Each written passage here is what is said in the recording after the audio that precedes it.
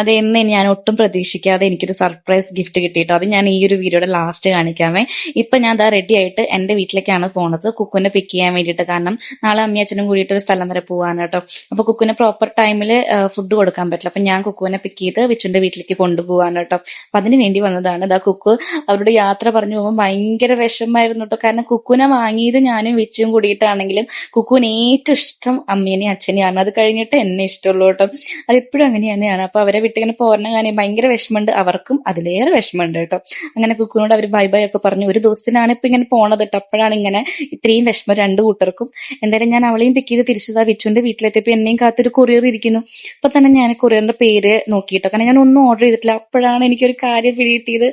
ഇത് എനിക്ക് അങ്ങ് കോഴിക്കോട് നിന്ന് വന്ന കൊറിയറാണ് കേട്ടോ. എന്റെ ക്ലോസ് ഫ്രണ്ടും എനിക്ക് കൂടുതൽ എന്താ പറയാ യൂട്യൂബിൽ അടുപ്പുള്ള ഒരാൾ എനിക്ക് അയച്ചു തന്ന ഒരു കൊറിയറാണ്. അതായത് ദേവു ഡി വ്ളോഗ്സിലെ ദേവു അയച്ച കൊറിയറാണ് ഞാൻ ഇപ്പൊ അൺബോക്സ് ചെയ്യുന്നത് കേട്ടോ.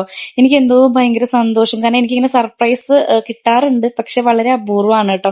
ഇങ്ങനെ സർപ്രൈസ് ഒക്കെ കിട്ടുമ്പോൾ ഞാൻ ഭയങ്കരമായിട്ട് സന്തോഷിക്കാറുണ്ട്. എനിക്ക് ചോക്ലേറ്റ് ആണ് ഫസ്റ്റ് തുറന്നപ്പോൾ കിട്ടിയത് കേട്ടോ. ഇതങ്ങ് ഖത്തറിന്ന് കൊണ്ടുവന്നതാണ്. ഈ ചോക്ലേറ്റ് ബോക്സ് പുള്ളിക്കാരി ഖത്തറിന്ന് കൊണ്ടുവന്നതാണ്. ഞങ്ങൾ നേരിട്ട് കാണുമ്പോൾ തരാൻ വേണ്ടിട്ട്, പക്ഷെ നേരിട്ട് കാണാൻ പറ്റിയില്ല. അപ്പൊ അത് കൊറിയർ അയച്ചേക്കുന്നു കേട്ടോ. അങ്ങനെ അതും ഞാൻ നോക്കിക്കൊണ്ടിരിക്കുമ്പോഴാണ് കവറിൽ വേറൊരു ബോക്സും കൂടി കണ്ടത് കേട്ടോ. അപ്പൊ അതും കൂടി അൺബോക്സ് ചെയ്യാന്ന് വിചാരിച്ചു.